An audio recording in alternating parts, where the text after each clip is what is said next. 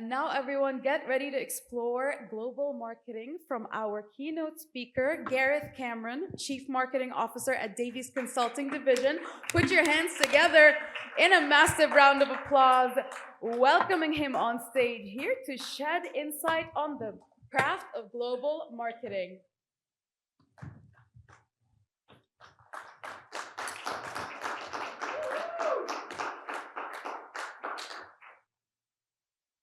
Cool. Hello, everyone. I'm Gareth Cameron from Davies Group. We are management consultants in the financial services space. So I took the topic of global marketing and I decided to do it a little bit differently today because we're all here, we're all esteemed marketers. So it's not about me coming to lecture you. It's about hopefully giving you some form of inspiration to go and do something better. So to start, I want to play a little game with you. I'm going to stand at the podium to start, if you don't mind. And then we'll go into the presentation. So we're going to do three things. Is this working out? Okay. So we're going to do three things. Firstly, rub your hands together. Yeah, okay. Pick your fingers and bang the table. Okay. So my partner would say, more passion, more energy, more energy. Okay, so let's try it again. Okay, but we're going to do it. I want a bit more passion, a bit more energy. Okay, so rub your hands together. Okay, click your fingers. Okay, great. Okay, so now you all know what to do. So we're going to start from this side of the room, and we're going to follow my hand, and we're going to go rub your hands together, and then follow, and then click, and follow, and then bang the table. Okay, so start rubbing.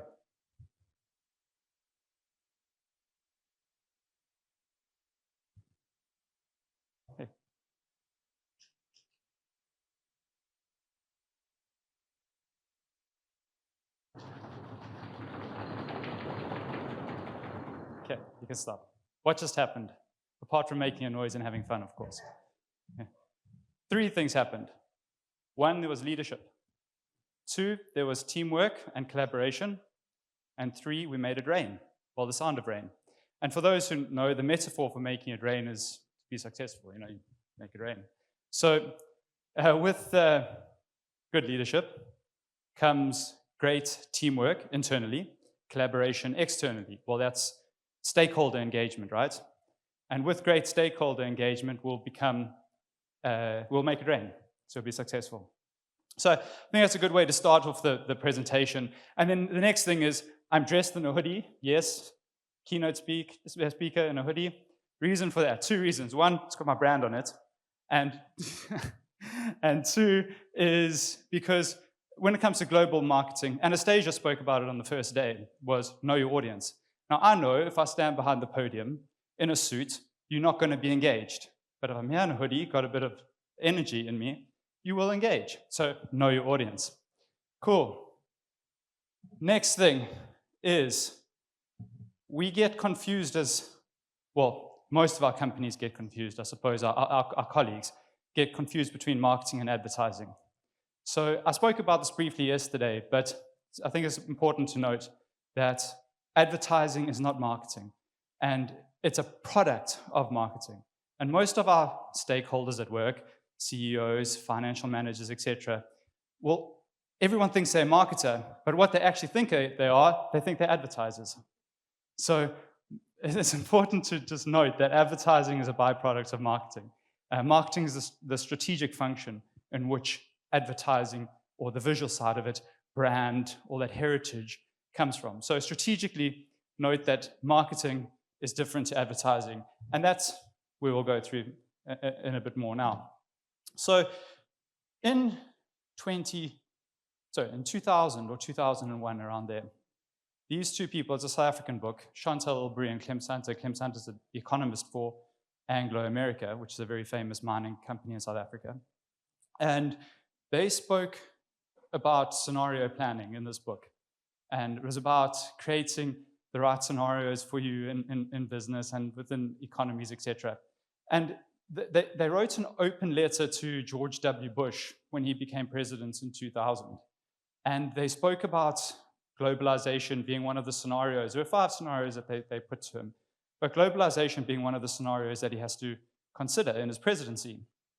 And the reason for that is because they said we have more open markets than at any previous time in our history, and which means we are more interdependent, which means we are not reliant on ourselves anymore for our success, but we're reliant on everyone for our success. And what they were saying to the president was that for America to continue growing, the world economy has to continue growing. Now that makes sense, right, on a global and on a macro scale. So you can take that concept into anything that we do. So in order for our brands to continue growing globally, the world economy has to continue growing, or our markets have to continue growing.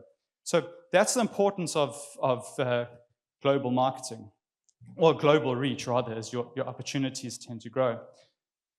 Then looking at this dynamic woman, Patty McCord, she revolutionized Netflix. She actually created in HR, it's called the Netflix model. Unbelievable woman, and I've watched her, over the last number of years. And the things that resonate from me with her is she says she loathes the term best practice. Because best practice based on what? On what somebody did 10 years ago? What works in a different company?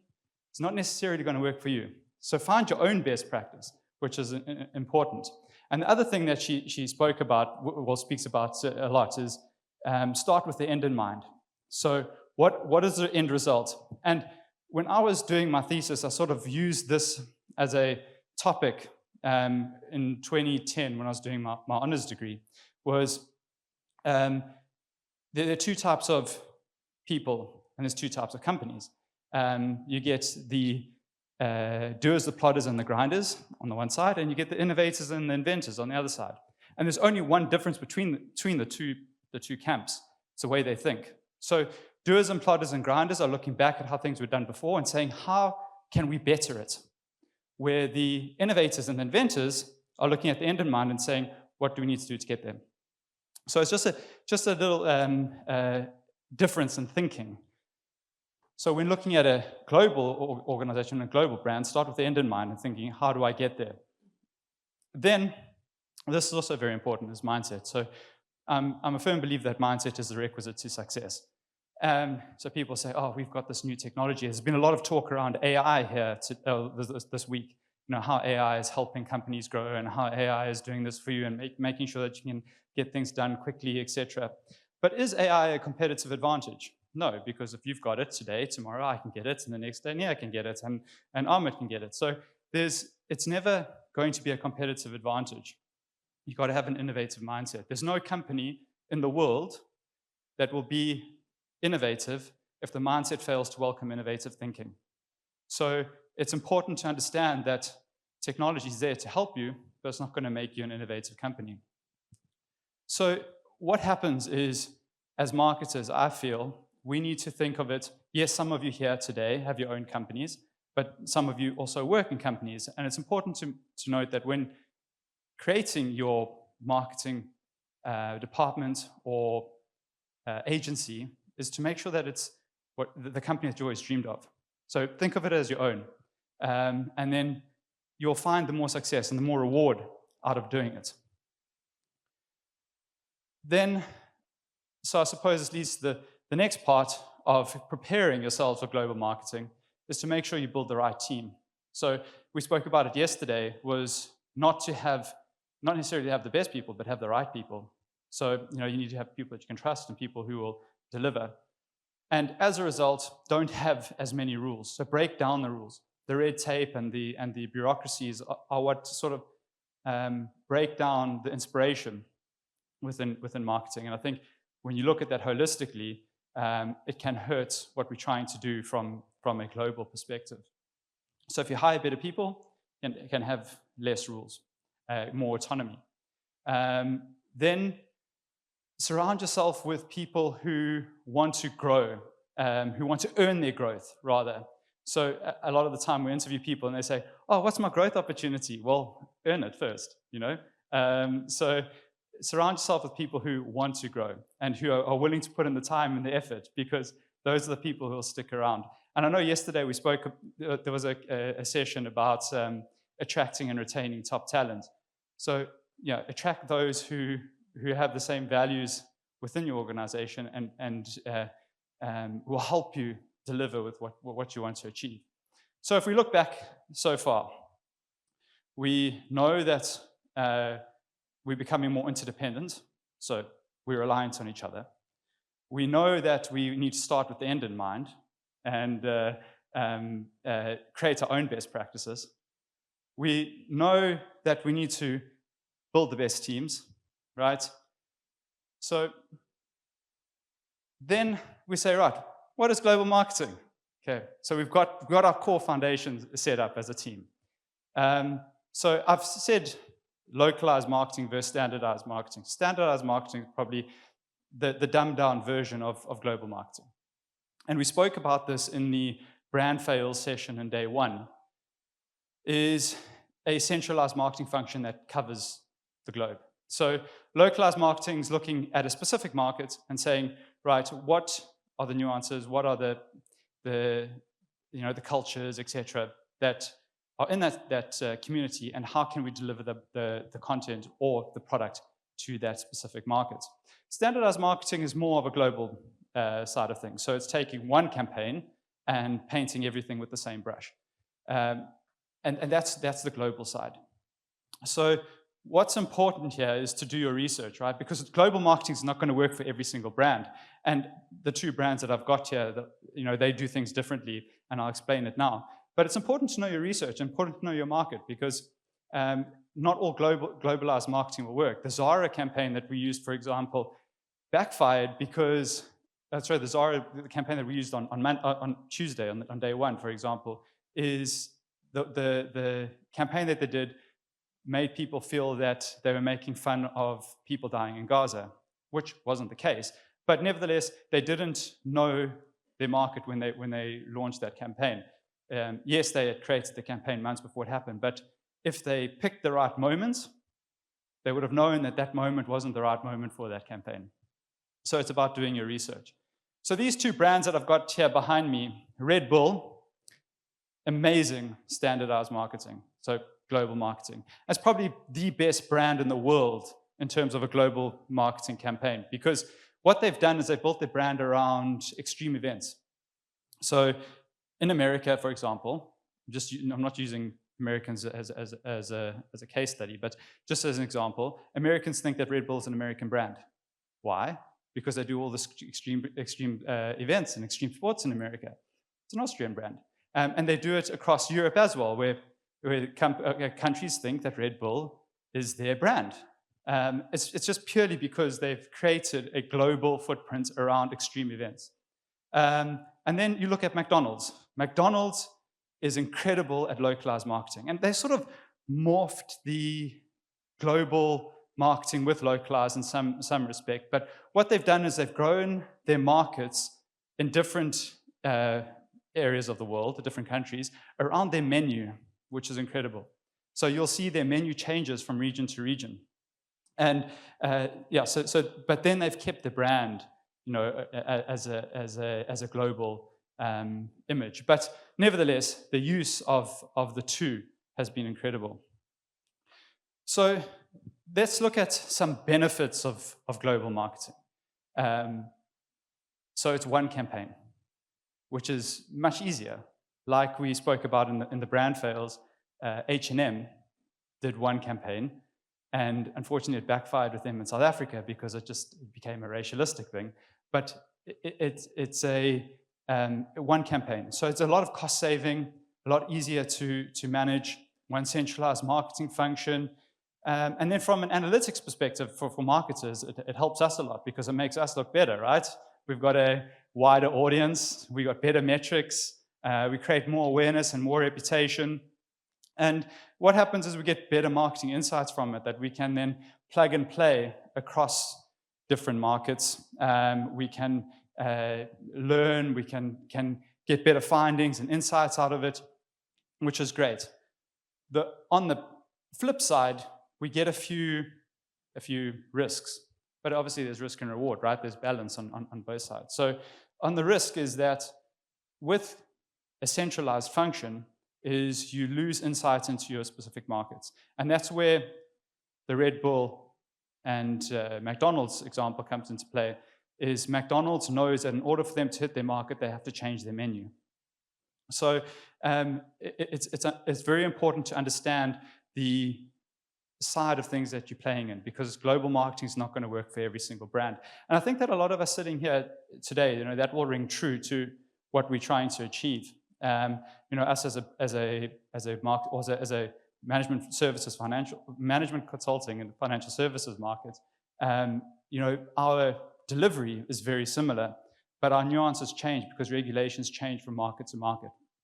So it's very important to understand the role in which you play in the global marketing function. So this, the concept of global marketing, it's important to understand that the world, when you look at the world as a single market, it's that's what you're wanting to do from a global marketing perspective. Is that is your market. The globe is your market. But it's not always that simple, and that's what I'm trying to say here. So, break down your marketing function. Obviously, I put 4 bullet points there, but there's so much more, obviously. But just try to simplify it for this discussion. So, understand what your brand is. And this, by the way, is marketing. So it's not advertising, just to let you know. So trying to bring it back to the beginning.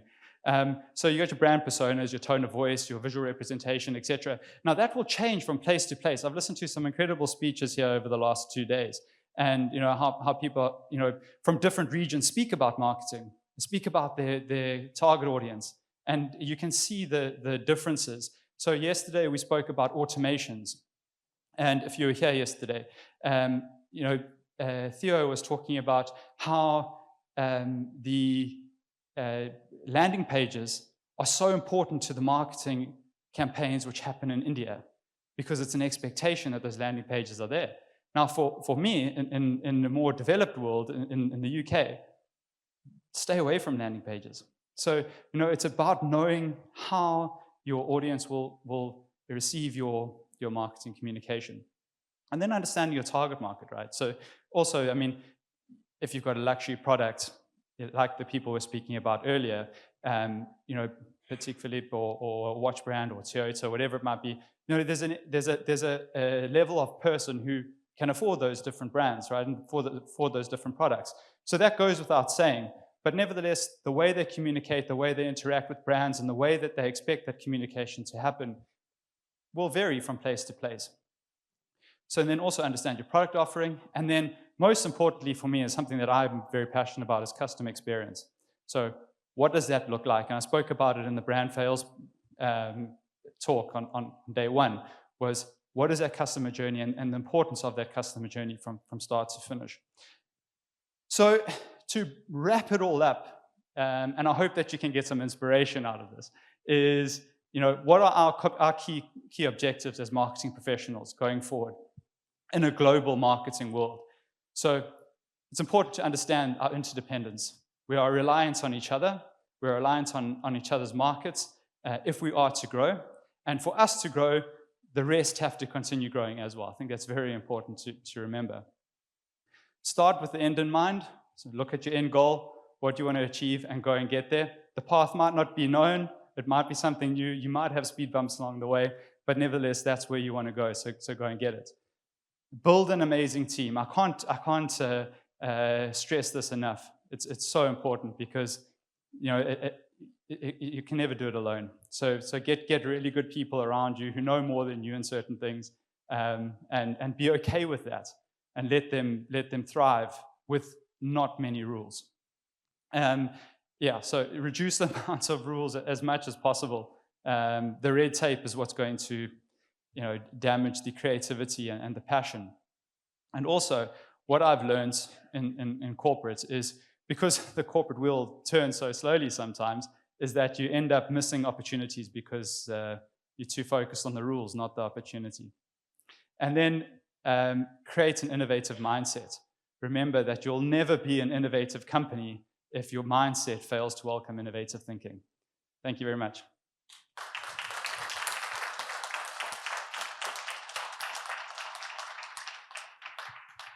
I suppose we can have questions if anyone's got questions. Don't all shout out at once. Okay, thank you so much. Cheers. Oh, there you go. There you go. There's my renter crowd here. They weren't here on day 1 and day 2, by the way. They left. So my claps were Okay. Gareth, absolutely amazing presentation. I think you've distilled what global marketing in like a half-an-hour session. So like absolutely amazing. One view I would like to probably hear from you on. You said standardization and globalization, right? There are two different things, what Red Bull did and what McDonald's did. So globalization, like you said, it's not possible for all the companies. So do you have any framework on this kind of category might probably do well in standardization? Like you said, fashion, it backfired in H&M, right? But Red Bull, it worked. I think there's a common thread that Red Bull identified across the world. Right? There's just one SKU, right? That's the only business with one SKU. They could do billions of dollars of business. But McDonald's or Pepsi, Coke, they have like multiple SKUs, right? So do you have anything that can easily identifiable for businesses that this sort of products are good for globalization, this one is good for standardization? So, good question. I think if your brand is one product, then it's easy. If your brand is multiple products, then it becomes difficult. So McDonald's probably sells 400 different products in a chain.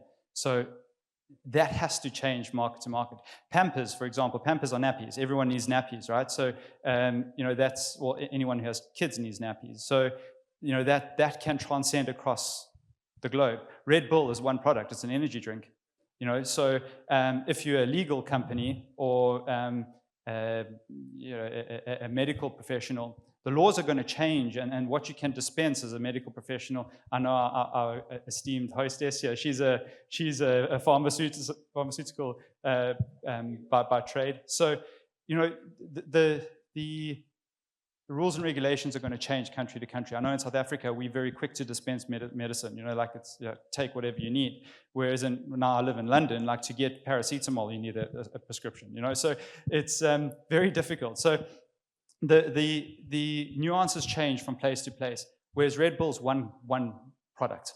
And I think that's the key. If you're selling many things, I think it's important to remember that you can't be everything to everybody. You need to be something to somebody, and that's probably the best advice that I could give.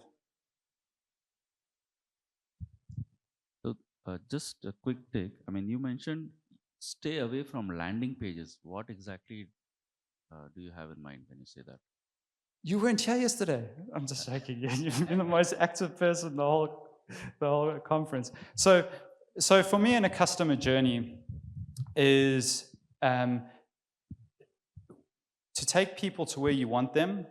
Do it as little clicks as possible. And a landing page in the UK and in America, a landing page is one click in between. It's like having a middleman. Why go through a middleman when you can go direct to the person, right? So. I understand Theo was speaking about it in the Indian market, and I understand it completely why it's relevant there. But from a marketing perspective, the analytics and getting people through the sales funnel and quickly into your CRM where you can target them more effectively, to land them on your website where you can have all of those call to actions there, I would advise that route. And I just found that a landing page just has never been as successful as if you land somebody directly on your website.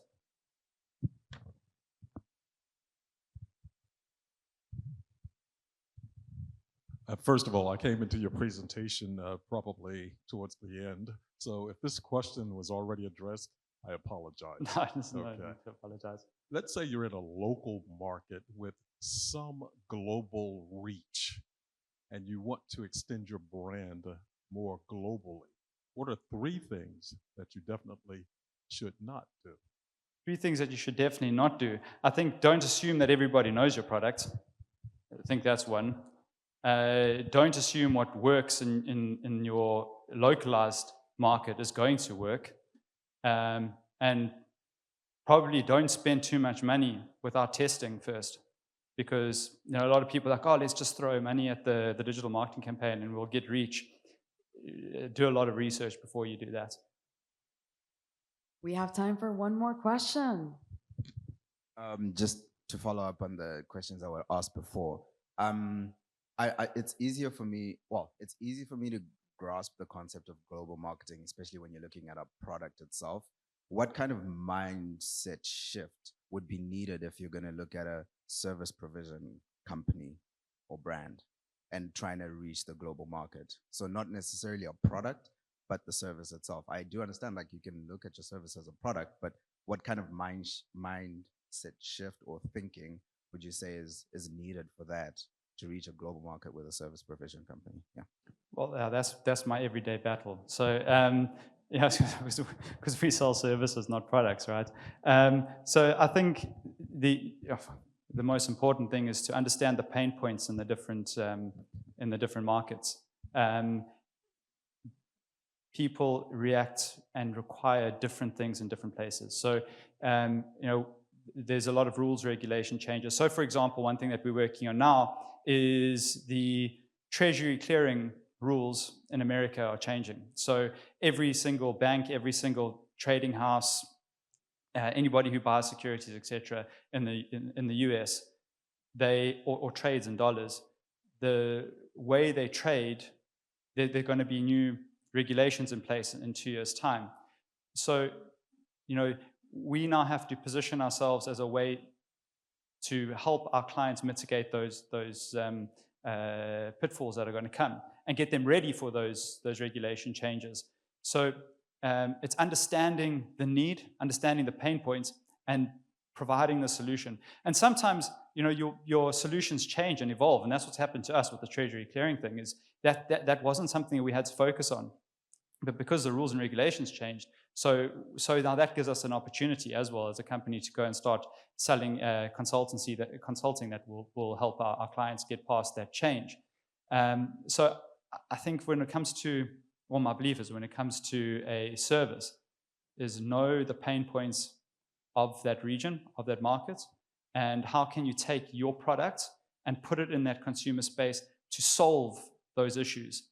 And you might find that there are more opportunities for your service as you look at those pain points and solve. I hope that answers your question. Cool, I think that's it. That's time up. Thank you so much, everybody. Thank you.